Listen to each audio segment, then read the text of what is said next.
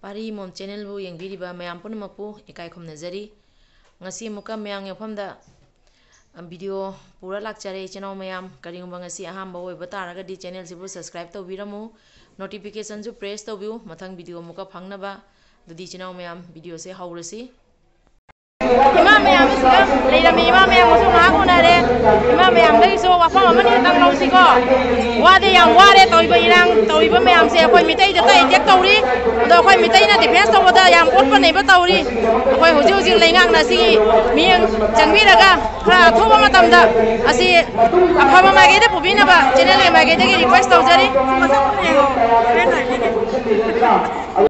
ai hoji hoji kwa kathen cheke na thorang tawjari more da thokhiba thodok asmai nungai taba thoiba mayam aduga akhoi sar ahmadasu ama thawaina ponthai khare ado ngarang amka mu more da asmai na thodok thoiba se asigi tama kwa kaithen da ima mayam ga pullaga makha taba kai toge da mayam da ucharake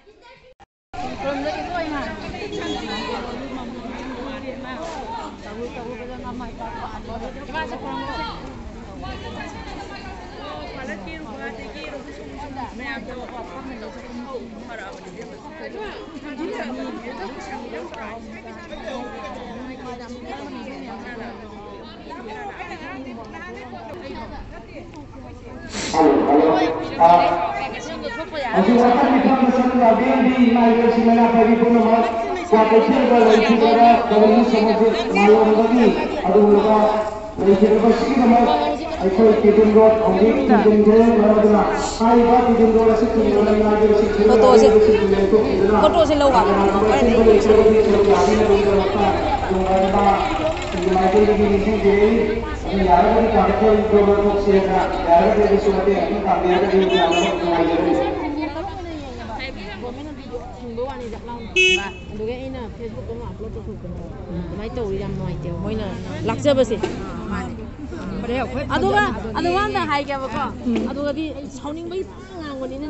wahai wata ada kadi fajar dah bani apa?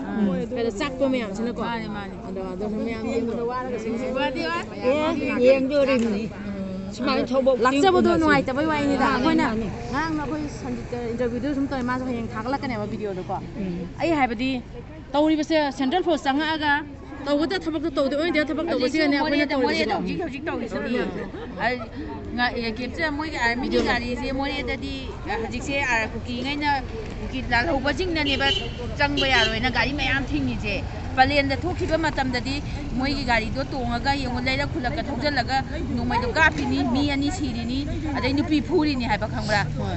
Ipong na samai panen ni. Cooking mi cang ye je yang pajan na pong kang na bani betul. Adunya apa? Kau ni pamit Central Force tu lah agak di mi cang mi kan ada thabak tu view.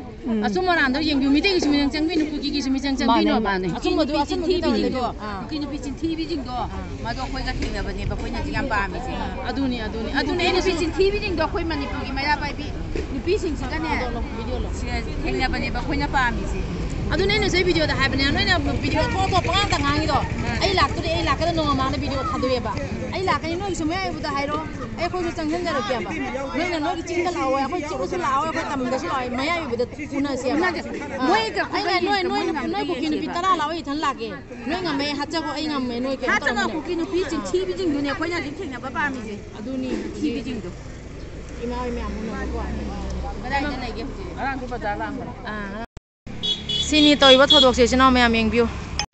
Akhoi mitai mayam ki tamakta lan ngai ba akhoi ki mitai ibung yu pa ngasi more da kuki militant singna etek tor poda thawaina pon thai khraba akhoi gi athauba akhoi IRB thawaina pon thai khraba athobo do adugi tamakta akhoi nei kai khom namba ngasi ucha boina minute ani tang kai thok minari asumba ma tawni huji huji kanglai pak ta thoi base alo siga imam mayam siga ngahak unare wari rabado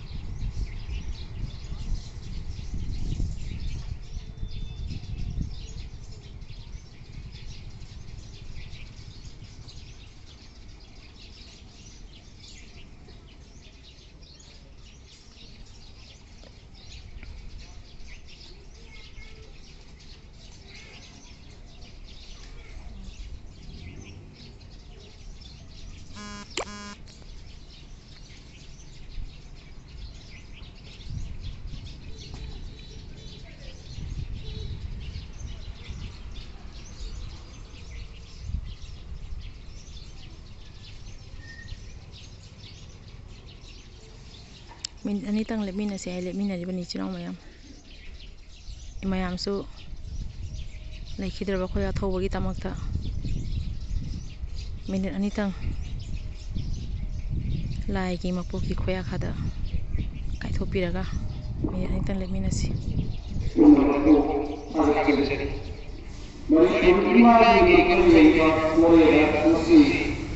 इचे होय इमा होय मयाम से असे मयाम दे सुम उनारे याम नुंगाइरे इचे होय इमा होय मयाम उना बसे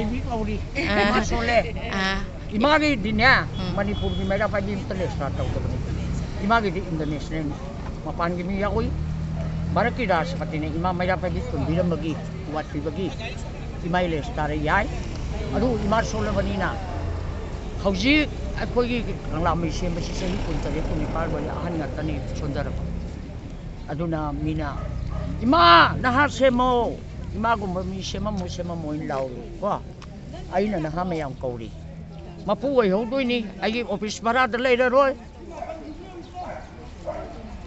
kaino pointra manga lamphenda yu semba da thang na pira bani sarkar ko adu da natana demapur ai office leira Hojai, I give Manipur house lady, lie lady, Katin Kalami. Sino, I give later. Aduna, Nahamayam, I know Putilaga, Malim, from the Puramaga, Shakta Nabi. Matik Sabat, like the Krahaiba, Qua, like Bagning, Pashaning, Maya Pabi, the Amtapamde. Yampazo from the Mang is it? Pisap, Ningba, Mela Pabi, Pamde, Pabi Pamde. Yampazo from the Takidan, the Kodia do, they had a cow Jalagana.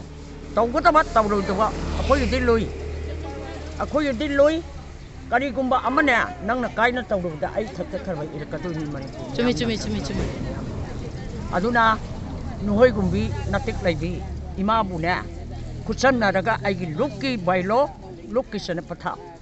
Hậu gì, Bharat Sarkar bari saga nè, nằm ra phải bị mấy am chắc suno, để start tàu được bớt xe, sang hal luôn. Ima cái đi, Bharat ki Rashtrapati mo khoji na. Manipur da Maira Paibi, Wai Lady Claima, Kangai Park Lamjing, Apunba, Maira Paibi, and the Tunbira Manina.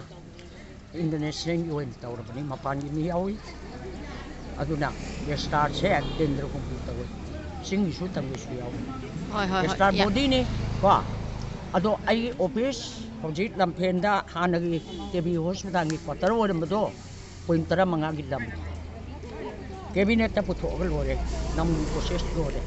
Pare, Ima, why should I am Tarba Mayamania, knowing a net, Mopum do the net, so you have to look at some of them. I am puzzle from Hojik Arang, Aina, Cabinet Taputo with their same now. Nahangi, Sunday the Pomador, Adaputo E. Putote, not Tragadi, get the Lauroni. I know they made us out of Saram getting Hoi Imagi Tona City, Taganing I end of Akoina, Akoi Mete, Hoichino, Mayam se Punbo, Akoi Male Bax, Puna can Minasi, Apunboina, Leminasi, Kanglipana Yapare, Yam, no Ijari Magi, Yamama Lebo, from Grataza. I mean, never share. Look, what's him the same Magasuna? Akoina dealing with Prime Minister, Unani Home Minister, Unani Baraki Pasu, Unani Hapana. They start out the body say, and I'll hope no shame. Hango Bharat ki pasela mana pirami bai uat ki mera pai bisya hayeng laibak ki lu bata jada akoi mera pai bina Bharat thong hang ya Bharat ki mapu mana uat pirami ba kolam mana ba mera pai bi na lai na sam lai phan da hai do to akoi phar rong ne na tik le ti mera pai bi aduna hai do hai bada uki ne ma se inaya da thagal idana Manipur ki Maira Paibi Haiba Se, Kangamagi Makada Loi Banana. Qua Moina, Kogiles Tari, Morakanda, International. Yes, I speak about Halamio. International Gina, let's start over Nina. Bharat Sakana Tonghang, the Biaro. Bharat Nate, Malim Viniki from that, Lakapaya Balay. Imana, Ahalorapa. Oh, I pray, I'm no Isaiah. Kangi Ima, Gaila Ima. Ijena Kanam South, Echo di Tata, it's a love near Pom Kudingi. I should say Jamu Sanjit Kumaga, Wariamas Hana Lamba, interview Pilamba. Was I the kid?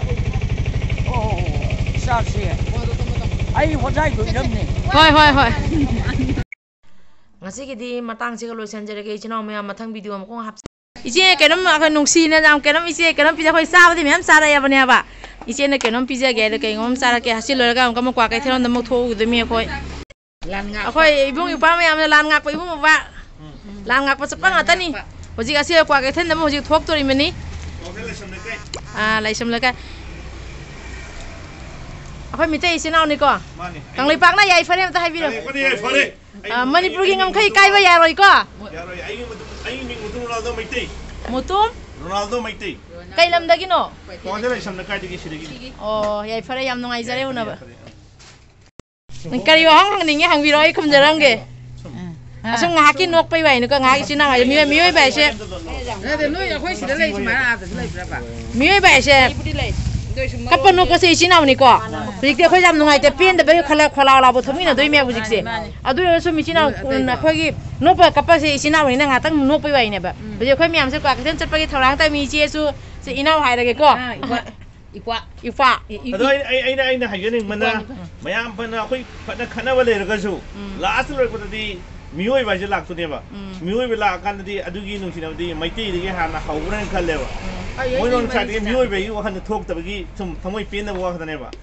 hạt kia bữa cái nó tụi cái hai bên đó thì adu last khơi nó bấm gì nào miêu bây giờ bột chứ last hao cái nó cookie cái đó pangan cái anything cái đó last miêu bây giờ hay lại miêu bây giờ là cái gì mà cho nó yang cái gì ngắm tập bấm lại adu lan đi khang đi lan đi cho ngao đi bưng hạt về ấy bưng hạt về tao đó adu lối là cái miêu bây giờ bột chứ thì mà ngum si cái này khơi mấy tí khơi cái sai tí ấy nè akwai mai dai ha dai ning do pala nu kisan lup khuding nu kisan lai min ra ko ne ba lup khuding nu kisan lai min ningi miu bai jina khoi ni mang khan sa chei mai te khoi di hai jing madi adu gotani miu bai po adu bu wa fa ama ka ta ko mai dai da mi sinau akwai lai pun ma so lai nu sinau mai lai min se ba ko adu ga mi te gi yekna bane thokla ga di akwai su ning han badi nu ngai te ba adu di akwai di i de ya ro bane adu ni hai je thoi ba thong dok tu di tông nó hai bộ tự nhiên khơi mấy tay cái idea rồi bani, adu dia khơi lên sungan haloi, kong sungan haloi, adu mà thật ta. Khơi mấy tay lan đi, khơi cái máy lan số lan đó, khơi cái máy níng hẳn đôi nó, khơi cái yết na bên này thọc là body, yết na bao gồm khơi máy用nó bên mà thọc tay. Kamal sẽ tự nhiên adu máy用nó nè. ai muốn cái thằng sốc phải hai bên nati, mấy tay hai bên positive develop sốc ta đi, adu thok cái nè. Đúng rồi, lá tự nhiên khơi mấy tay phải giờ đi, khơi hồi mấy tay lan, khơi mấy tay nó lan là udah bây giờ phần nào Hujing masuk akwai mai tai na ma kai an ka lan na chatti da ba ko mai tai da akwai mayam so loi pulla ga nu ki chana lai mina rei base swan jam lai mina si asumana loi lai mina basi da last ta hojik khoi nu sibi wai cha ba hau phoje akhoi na hor kan ha je sine ni khoi thaja bati hoi yam phare yam nungai je kang lai pak na yai phare ngasi gi di matang siga loisan jarage ichinaw mayam mathang video am ko hapjarake ngasi gi se aswai siga loisan jarage horen ko namuk unar si chinaw mayam kang lai pak na yai phare ima lai pak na yai phare